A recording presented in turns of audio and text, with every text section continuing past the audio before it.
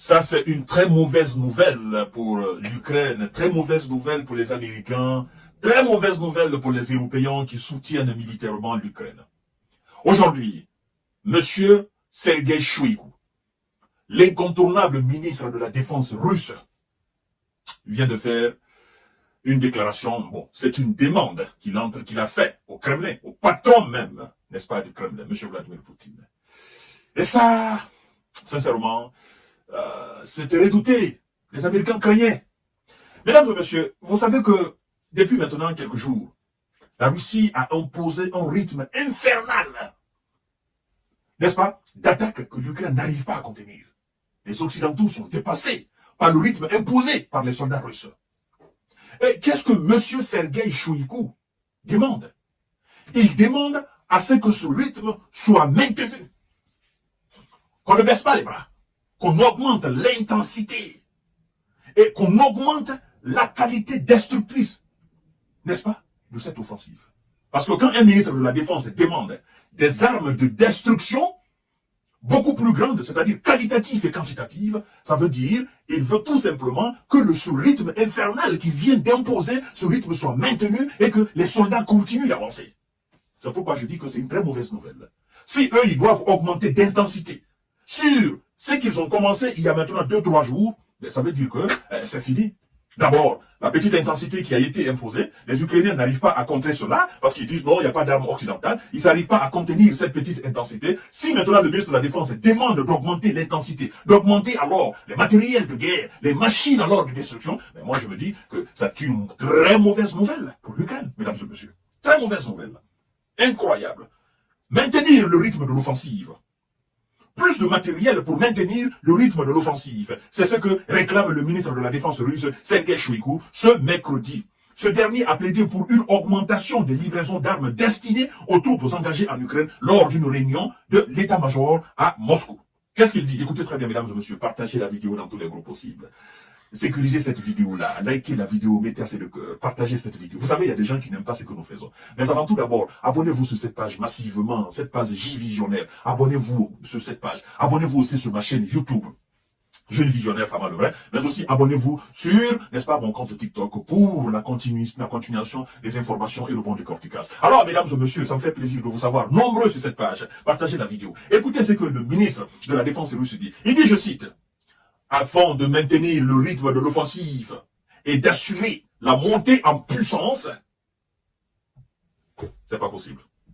La montée en puissance des unités militaires en vue d'actions ultérieures, il est nécessaire d'augmenter le volume et la qualité d'armes du matériel militaire fourni aux troupes. Ça, cette phrase, ça démontre les objectifs et l'ambition du ministre de la Défense. Écoutez bien, parce que c'est très important ce qu'il dit. Il dit, je cite, il est nécessaire d'augmenter non seulement le volume, mais aussi la qualité des armes. La qualité des armes. C'est-à-dire la quantité et la... Parce que le volume, c'est la quantité. N'est-ce pas? La quantité et la qualité des armes. Et il continue, il poursuit en disant ceci, mesdames et messieurs. Partagez la vidéo dans tous les groupes possibles. N'est-ce pas? Du matériel militaire fourni aux troupes en premier lieu, et en ce qui concerne les moyens de destruction. C'est le ministre qui parle là. Chers dames, chers messieurs, chères demoiselles, ça fait 3 mots très importants. Il faut tenir compte de cela. Et 3 mots très effrayants. Le volume des matériels militaires, la qualité des armes, les moyens de destruction. Ah non, ce ministre-là, non. C'est-à-dire, à travers cette sortie, cette demande, il montre clairement qu'il n'est pas venu pour faire plaisir à qui que ce soit. C'est-à-dire, il montre là qu'il n'a aucune forme de pitié face à ses adversaires. Vous savez, c'est la guerre. La guerre, c'est ça en fait. Le conflit militaire, c'est ça.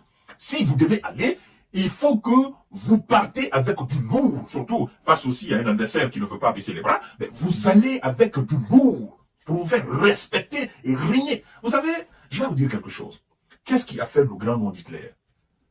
C'était la puissance. C'était la manière dont il combattait. Pourquoi on parle le temps de la Rome antique? Vous savez, qu'est-ce qui a fait la Rome d'une véritable puissance mondiale à l'époque, dans l'Antiquité? C'est la manière dont les Romains combattaient. la manière dont ils mettaient les moyens de destruction. Et face à un adversaire coriace, les Romains, s'ils avaient l'avantage, mais ils vous mettaient KO.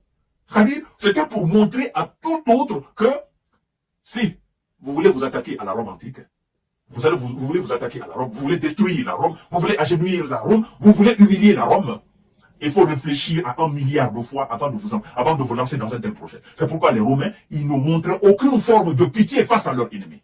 Quitte même à calciner complètement des villes entières. C'était la pratique des Romains. La terreur. Et Hitler a fait montre de cela. Napoléon aussi a fait montre de cela pendant la Seconde Guerre mondiale. Vous comprenez? Les esclavagistes ont fait montre de cela aussi. Vous comprenez? Donc, le monde a été comme ça, au fait. Les Américains, ils ont fait montre de cela dans plusieurs pays. Les Otaniens, ils ont fait montre de cela en Libye. En fait, c'est ça.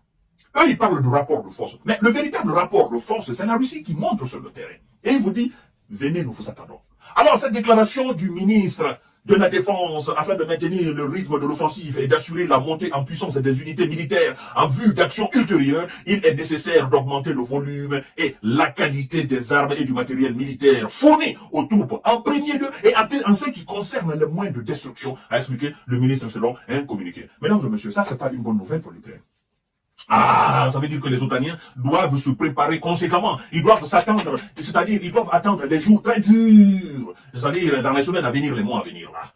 Et vous savez, quand le ministre dit augmenter le volume, augmenter la qualité, augmenter plus de moyens de destruction. Vous savez, il y en a. Il y en a. C'est pas que nous allons demander, nous allons tenir un congrès pour... Non, non, non. Vous savez que eux, il y en a. Il y en a. C'est-à-dire, à l'instant où je suis en train même d'enregistrer cette émission-là, les machines, l'industrie militaro-russe est en train, c'est-à-dire, est en train de fonctionner. On est en train de sortir des obus, des missiles à longue portée. On est en train de sortir des chars, des véhicules blindés. On est en train de sortir des bombes FAB. On est en train de sortir tout ce qui est nécessaire pour l'accomplissement, n'est-ce pas, des objectifs russes sur le terrain. À l'instant où je suis en train, on vous a dit 7 jours sur 7, 24 heures sur 24, ces usines ne s'arrêtent pas. Ils produisent. Ils stockent. Et quand le ministre dit, envoyez, nous avons besoin. Il faut donner plus. C'est pas en Chine ils vont chercher. C'est pas la Corée du Nord. Encore moins l'Iran. Non. Ils en ont dans le stock. C'est pour dire donner, amener. Les gars ont besoin. Il faut que nous maintenons fermement, n'est-ce pas, ce rythme-là. Il faut que, c'est-à-dire, il faut qu'on aille plus vite maintenant. On a trop duré dans la petite marmaille, dans ce petit jeu de tuer. Arrêtez ça maintenant. Il faut qu'on aille. Alors, mesdames et messieurs, moi ça me fait peur. Ça me fait peur, parce que plus de moyens de destruction, ben, ils vont mettre ce pays-là à plat. Ah oui? Et c'est ce que les Américains ont cherché, non? C'est ce que les Européens ont cherché, non? Ben, ils sont en train de récolter. Qui sème le vent récolte la tempête, comme on le dit souvent en français. Alors, cher monsieur, chère dame, chère demoiselle, pour nous les citoyens du monde, ça nous fait énormément mal. Mais puisque ceux qui sont censés mettre un terme à cette affaire ne veulent pas parce qu'ils tirent profit de cette situation, ben, qui n'ont qu'à continuer, nous autres, nous allons commenter. Partagez la vidéo dans tous les groupes possibles. Dans tout ça là, c'est les Ukrainiens qui souffrent énormément. Et abonnez-vous sur cette page, activez la cloche de notification pour ne plus rater mes vidéos. Merci beaucoup, à tout à l'heure pour notre série d'informations.